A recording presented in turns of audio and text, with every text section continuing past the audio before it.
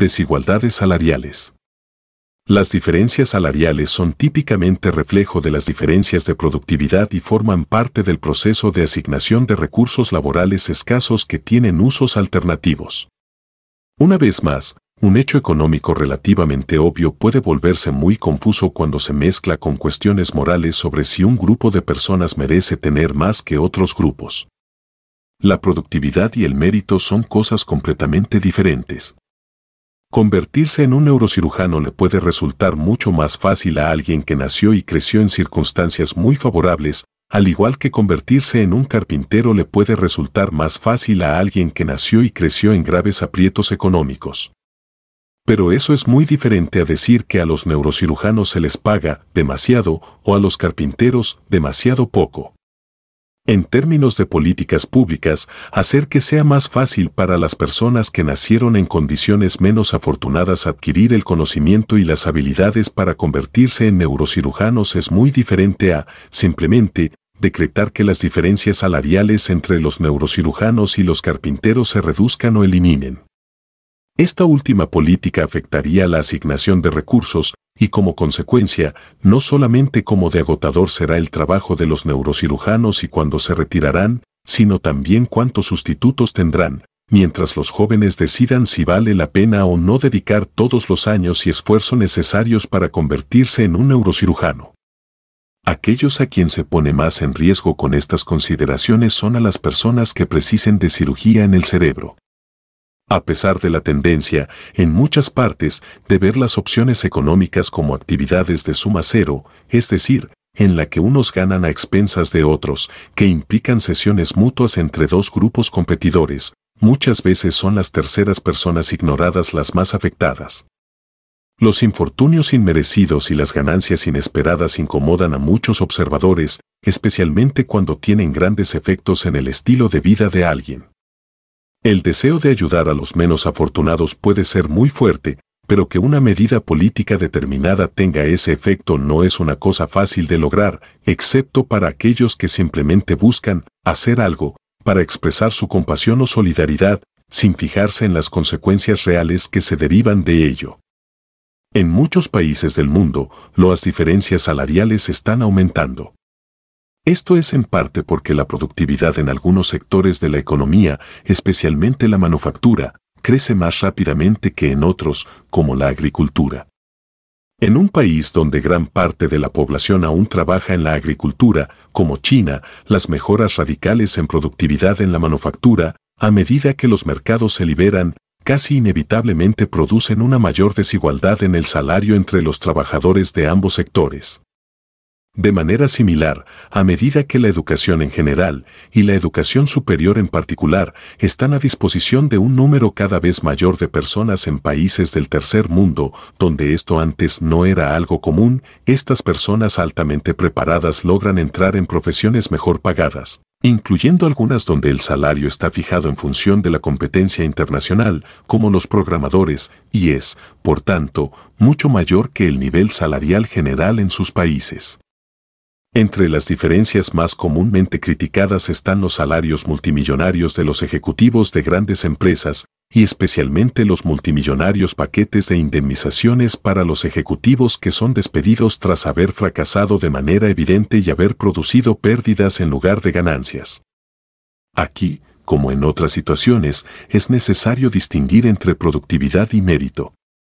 Por ejemplo, una de las razones por las que a muchos les cuesta entender cómo es posible que un ejecutivo de una gran sociedad anónima valga $100 millones al año, puede ser porque tienden a ver la productividad exclusivamente como algo intrínseco a un individuo y basado en el mérito de éste, en lugar de verlo como un producto de las circunstancias del entorno.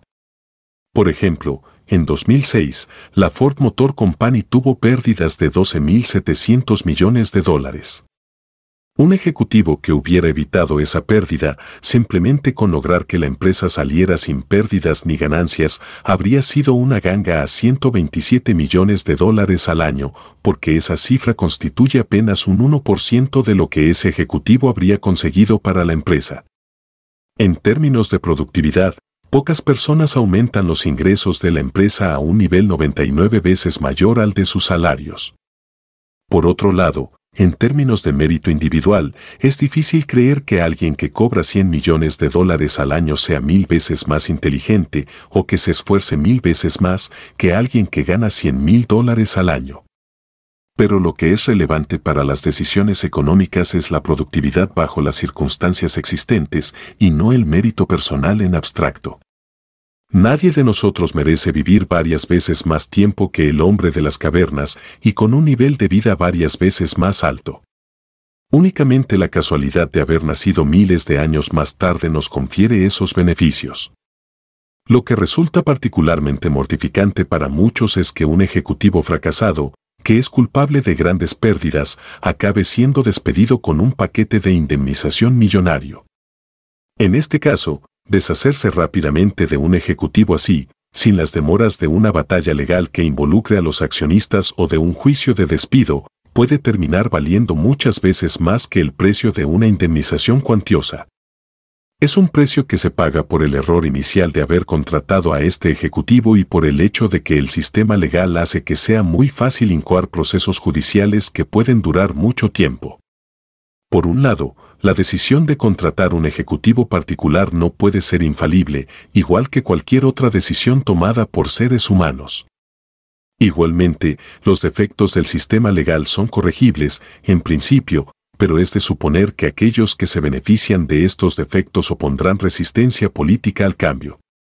Vale también la pena recordar que aquellos que pagan los salarios de los ejecutivos, como cualquier persona, no están para nada interesados en deshacerse de su dinero innecesariamente. Mientras muchos suelen criticar a las juntas directivas por ser excesivamente generosas con el dinero de los accionistas, muchas de las remuneraciones ejecutivas más altas han sido pagadas por sociedades comerciales propiedad de pocas personas, donde quienes toman la decisión están gastando su propio dinero. Como explicó The New York Times, las entidades de capital riesgo están comenzando a ofrecer a los principales ejecutivos remuneraciones a una escala antes inimaginable, y los presidentes ejecutivos de sociedades anónimas aseguran que podrían hacer 2 o 3 veces más dinero si trabajasen para empresas de dueños particulares, en lugar de empresas con acciones que son vendidas al público en general y que están sujetas a la vigilancia de los medios y a la regulación del gobierno. Cuando Hertz, la empresa de alquiler de coches, propiedad de un grupo de grandes inversores, buscó contratar un presidente ejecutivo en 2006, se le ofreció un salario con el que las ofertas de las sociedades anónimas eran incapaces de competir. Esta situación tampoco era algo extraordinario. Esta disposición a pagar mucho dinero podría reafirmar el argumento de los defensores de las prácticas de sueldo societario, que han afirmado que las sociedades anónimas han estado simplemente pagando la tasa vigente en el mercado para atraer talento de primera. Al mismo tiempo, sin embargo, una entidad de capital riesgo puede ser mucho más veloz que una sociedad anónima en despedir a un ejecutivo que no está logrando los resultados esperados. En resumen, el sueldo de un ejecutivo, así como los pagos de otros factores de producción, constituye una forma de asignar recursos escasos que tienen usos alternativos. Si algún individuo específico merece o no el sueldo que recibe en función de su mérito personal, en tanto distinto a la productividad, es otra pregunta. Y una pregunta aún más grande sería, ¿qué ser humano está cualificado para juzgar lo que es el mérito personal?